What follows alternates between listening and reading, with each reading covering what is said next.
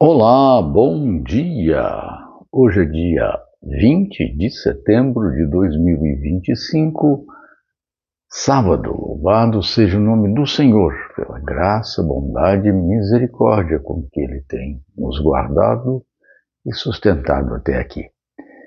Foi uma noite tranquila, mas esse tempo para a nossa devocional. E o nosso texto continua sendo da carta do apóstolo São Paulo aos Gálatas, capítulo de número 6, versos 6, 7 e 8.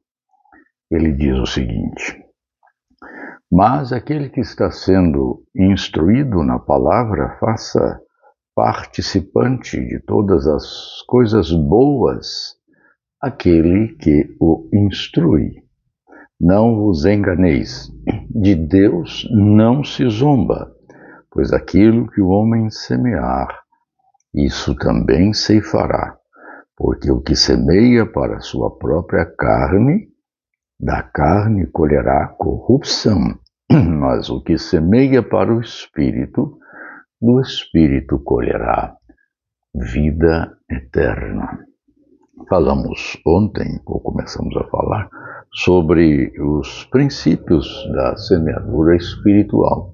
E o apóstolo Paulo aqui nos adverte quanto a isso, ainda que possa existir alguém que discorde, dizendo que talvez isso seja não uma verdade absoluta, não um fato, mas a realidade é essa. O que o apóstolo Paulo escreveu é, de fato, aquilo que a natureza nos ensina, porque a semeadura é opcional, mas a colheita é obrigatória. Não tem como, não posso semear semente de mamão e esperar colher abacaxi. Isso é impossível. Então, o apóstolo Paulo adverte. Então, o primeiro aspecto do princípio da semeadura espiritual é a seriedade. De Deus não se zomba, porque o que se semeia se colhe. Pode não se colher aqui, mas certamente o fruto da sua semeadura terá a colheita exatamente dentro daquilo que foi semeado. O segundo, decorrente deste, é a previsibilidade, também no verso de número 7. Aquilo que o homem semear, isso também ceifará. Essa é uma lei inexorável na esfera da natureza, mas também na esfera espiritual. A Escritura fala isso desde o início. É a questão das nossas obras. O livro do Apocalipse é tão sério que diz que bem-aventurados são os mortos que desde agora morrem no Senhor, porque as suas obras os acompanham. O apóstolo Paulo diz que todos nós teremos que comparecer diante do juízo, do trono de Deus, para dar conta daquilo que fizemos com o nosso corpo.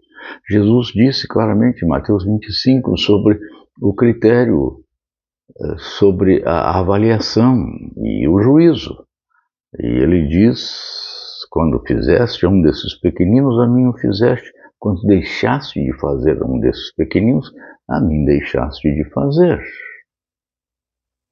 Então, é preciso que a gente entenda que se aplica nesta realidade especificamente esse princípio também, que é inexorável na natureza. Se você plantou feijão, vai colher feijão. Plantou arroz, vai colher arroz. Plantou milho, vai colher milho.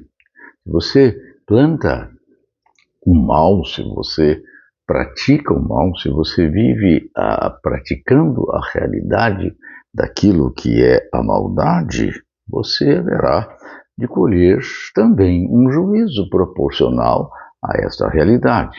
Quando até muitas das vezes você colhe aquilo que você planta, inclusive aqui.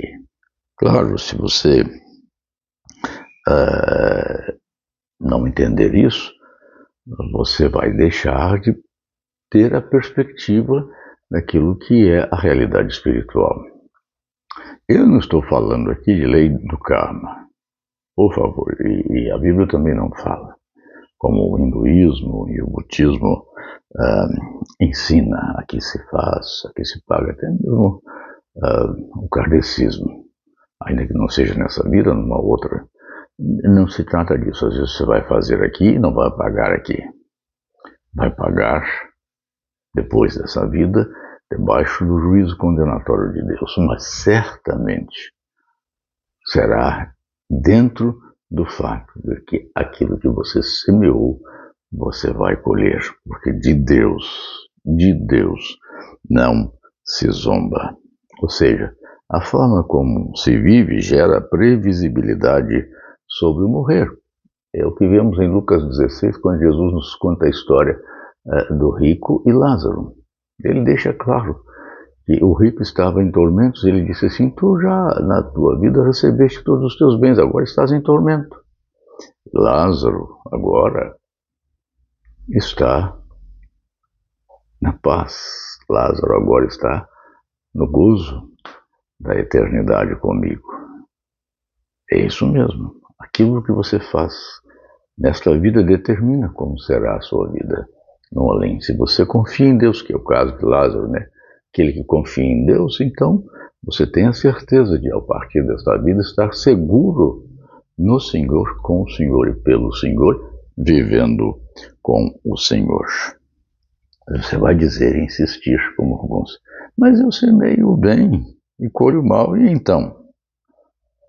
Paulo não está discutindo aqui relações interpessoais em seus resultados momentâneos. Ele está falando do plantar e do colher do mundo espiritual. Por isso ele diz aqui, o que semeia, ele vai continuar a semeadura aqui, ó, verso 8. O que semeia para a carne, colhe corrupção. O que semeia para o espírito, colherá a vida eterna. Ou seja, se você quer viver na dimensão da carnalidade, da libertinagem, você vai colher exatamente o que você planta. Se você quer viver nesta dimensão, semeando para a carne, para a carnalidade, para a maldade, para a pecaminosidade, o que você vai colher é tão somente isso. Mas se você semeia para o Espírito ou do Espírito, você vai colher a bênção do Senhor. É a reciprocidade. Então, o apóstolo Paulo deixa isso claro. A seriedade e a previsibilidade neste sentido. Que Deus o abençoe e abençoe e nos guarde a todos, para que semeemos sempre para o Espírito, para do Espírito colhermos as bênçãos do Senhor.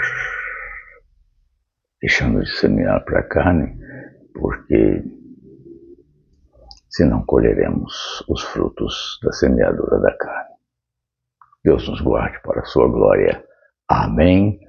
Amém.